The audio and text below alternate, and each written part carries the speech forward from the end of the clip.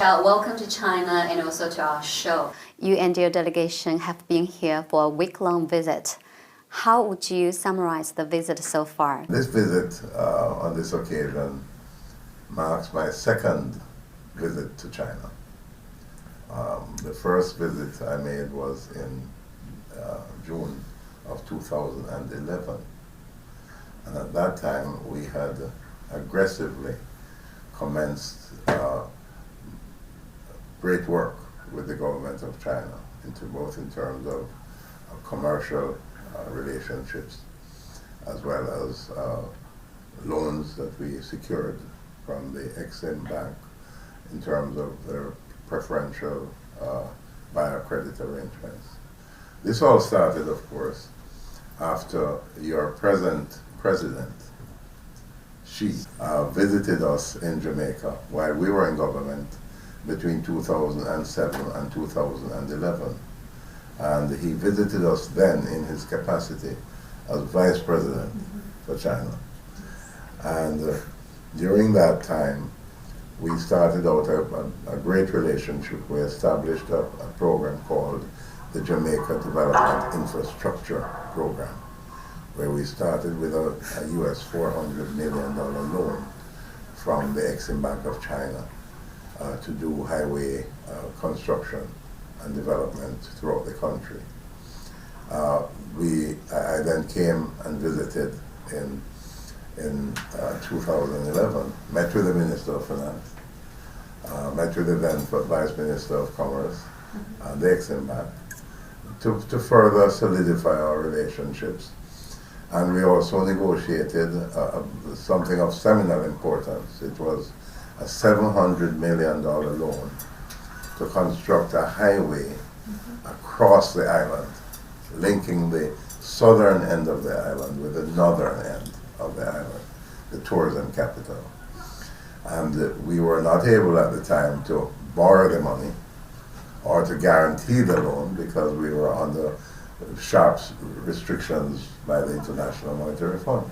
And I well remember meeting the finance minister, explained the situation, and he worked with the China Development Bank that provided a loan to the contractors, China Harbor, of 700 million United States dollars to in fact construct that north-south highway, not as a loan to the government of Jamaica, but as an investment by the Chinese company. And in exchange for that, we granted a 50-year concession agreement for the operation of a tolled highway to pay the toll. And in addition to that, we provided land to allow for further development, for hotel construction on the north coast, for housing development along the corridor of the highway, and for the establishment of a logistics center at the Kingston end of the highway. And so we came on this visit for a number of reasons. On Tuesday, we met with the Minister of Finance. It was an excellent meeting, and he believes, as we do, that there are tremendous opportunities for mutual benefit. We also met with the president of the China Development Bank. We met with the president of the Exim Bank of China. And we also met with the vice minister of commerce. All meetings went well. Yesterday, we signed a new agreement, loan agreement with the Exim Bank for another US $326 million for the construction of a new highway on the southeastern end of the country. That is from Kingston going back to Port Antonio via Moran Bay. And then the other part of that loan, because it's split in the middle, will extend an existing east-west tolled highway from Maypen into the central part of Jamaica in Manchester. So we signed that agreement with the Exim Bank yesterday. And we have significant additional plans. In meeting with the Vice Minister of Commerce, we discussed some of those. We want to be able to build out industrial parks, agricultural parks, logistics centers that provide opportunities for Chinese business people to come to Jamaica, set up operations, assembly plants. We can have transshipment of goods. We can stage goods in Jamaica for the North American markets, for Central and South America. The opportunities are magnificent, and that's why we're here to have those discussions. So, very glad to hear all of this. So, definitely it was a very successful visit, right? So far, so good, because not only have we met with the government officials, we have also met with a number of companies that are doing business in Jamaica. China Harbour, of course, has been a pioneer, and they have done excellent work. We invite you to come and look at the North-South Highway, because it is a superior engineering work, because it went through the middle of the island in lots of hills and valleys. Difficult engineering.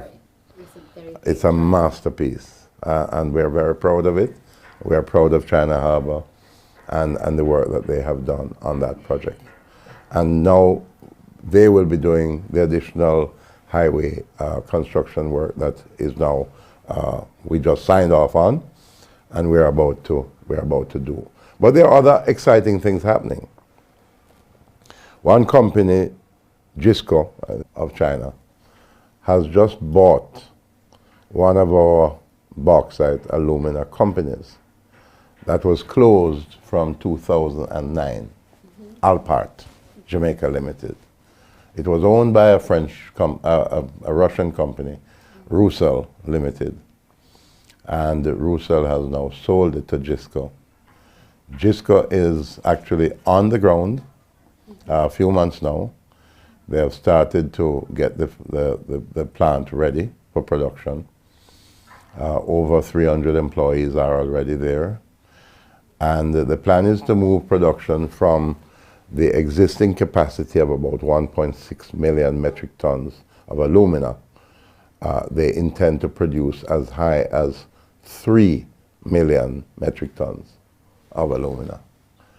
And that will create an incremental employment of 700 or 800 workers, most of whom will be Jamaicans.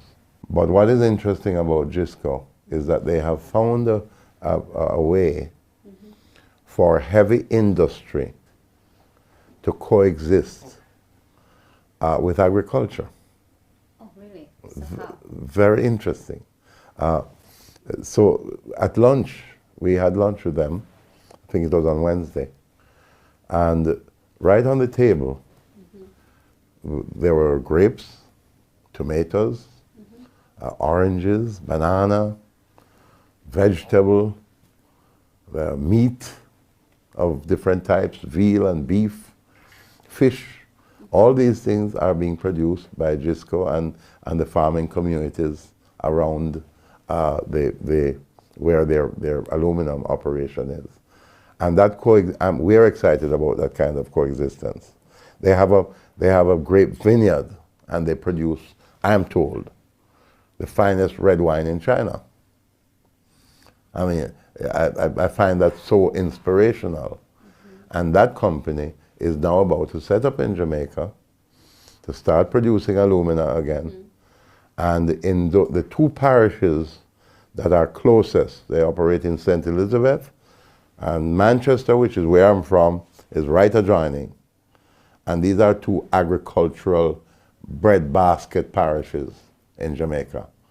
And we're really looking forward to, therefore, not just having JISCO as a citizen, a corporate citizen to produce bauxite and into alumina, but to work with our farmers so that we can produce, not just to be self-sufficient for Jamaicans, but produce for the export market as well.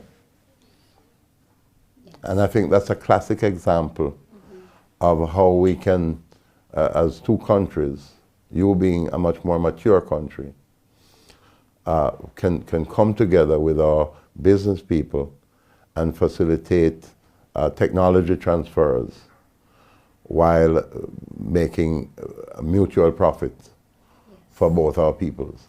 Yes, I do agree. So it seems that there is a great vision of bilateral cooperation. Absolutely, absolutely. And this is taking bilateral cooperation from the political end. Because the political end has been settled long ago. Yes. Jamaica was one of the earliest supporters of a one China policy. Our support is at least 45 years old. And this has been acknowledged continually, as it was earlier this week in my meetings with the Minister of Finance and others. So we are taking it to the other step, where it's beyond the political step, it's beyond the diplomatic step.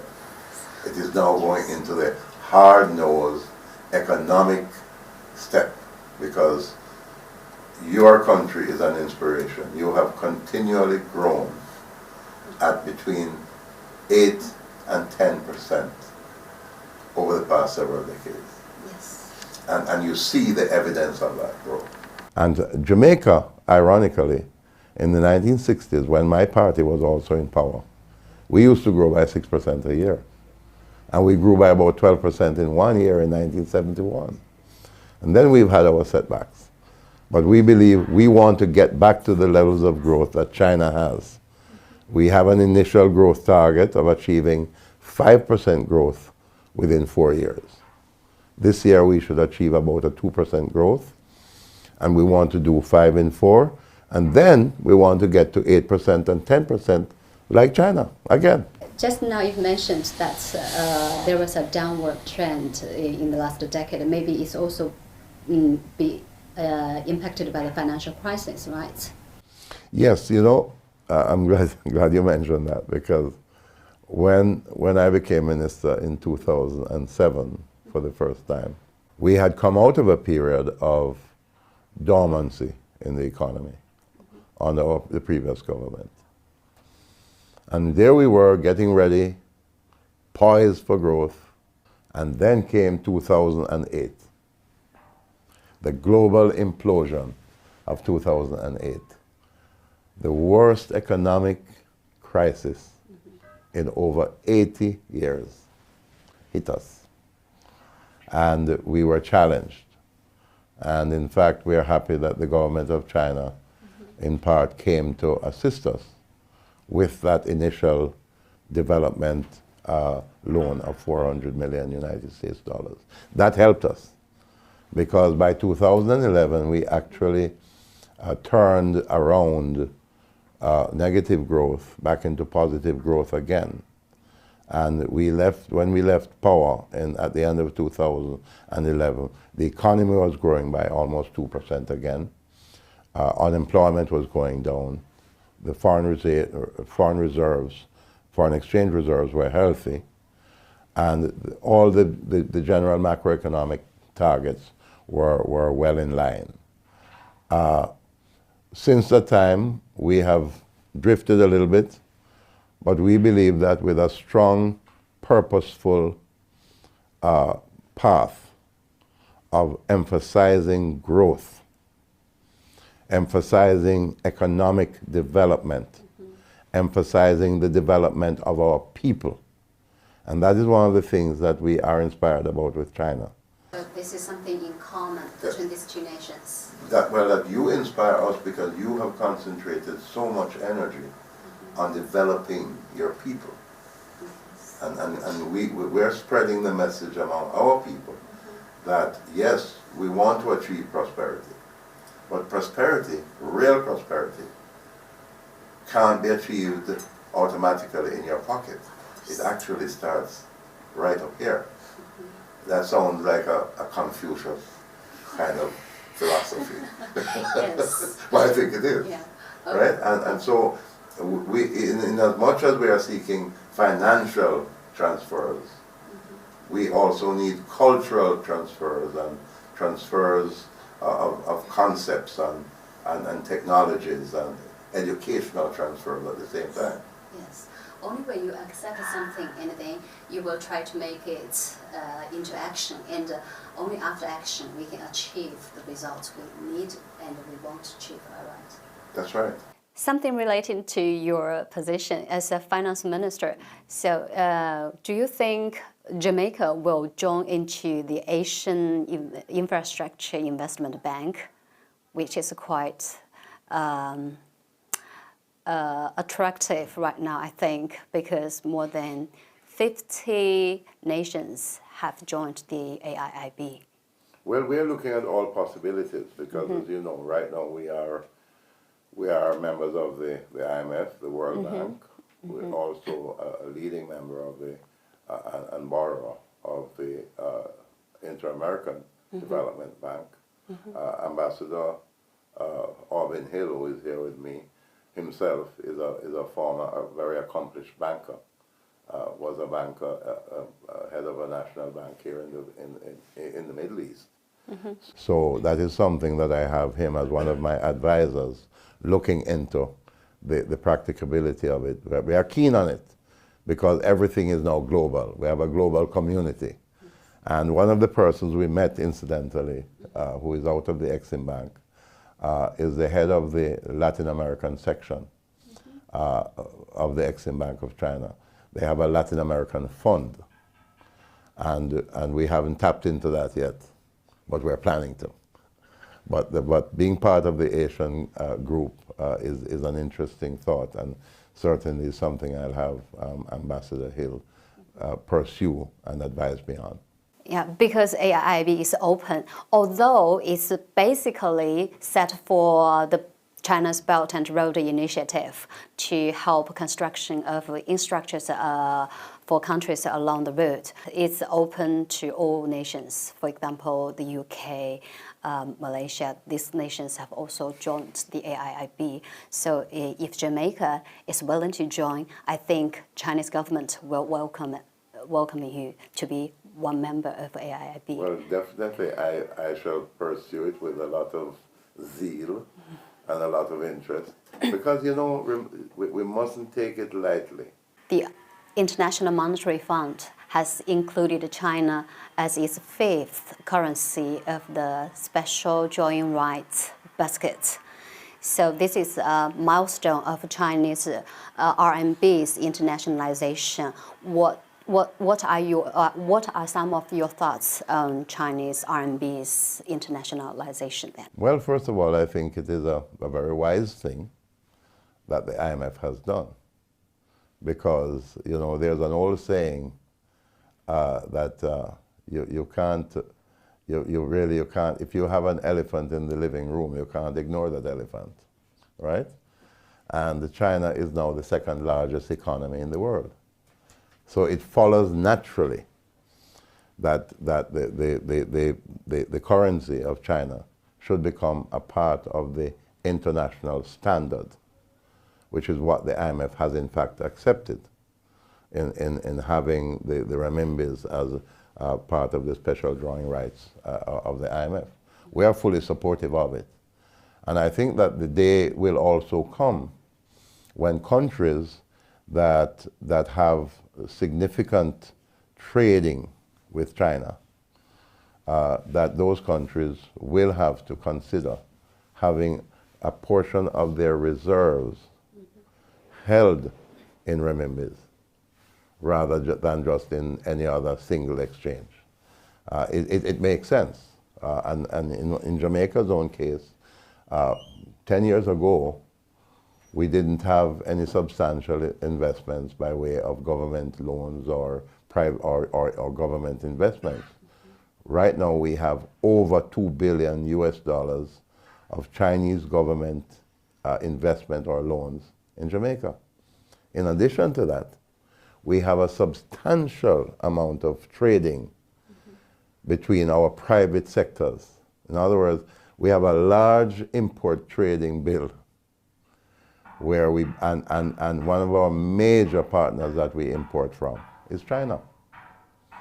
So between government-to-government business, private sector importation from China, we're talking about a lot of money that's being traded.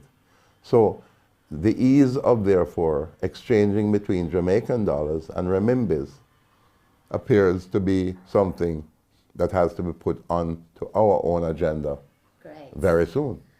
So instead of having to go through a third currency, if we're doing all this business together, and if the renminbi is now a part of the international standard at the IMF, why can't we exchange Jamaican dollars for renminbis and renminbis for Jamaican dollars? Yes, I do. Which would mean that we would have to keep a portion of our reserves in renminbis. We're looking at that. I definitely agree that it would be a wise move for both sides. Yes. Yes. Jamaica has recognized China's market economy status. From your understanding, how do you view China's market economy? Well, it is obvious that your market economy is evolving at a very, very rapid pace. We have to have economies of scale. We have to have lower energy costs. There are a whole range of things, and we have to increase the levels of productivity of each individual worker. So it means that we have to relook at our training programs, make sure that they're appropriate. We have to relook at our tax policies to make sure that we leave more money into the hands of our workers so they are happier and therefore more productive at the workplace. We are doing something, incidentally, that is fairly unique now. We have decided, this new government, to sharply increase the threshold for the payment of income taxes. And in doing that, we give back more money into the hands of the lower level paid workers, so they have more disposable income in their hands on a monthly basis. We implemented the first phase in July of last year, and we are about to implement the second phase in April of this year.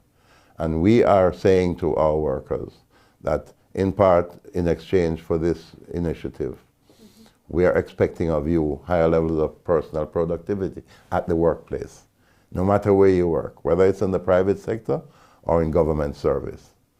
But here again, I think there is so much we can learn from China, and ultimately, we can learn from each other.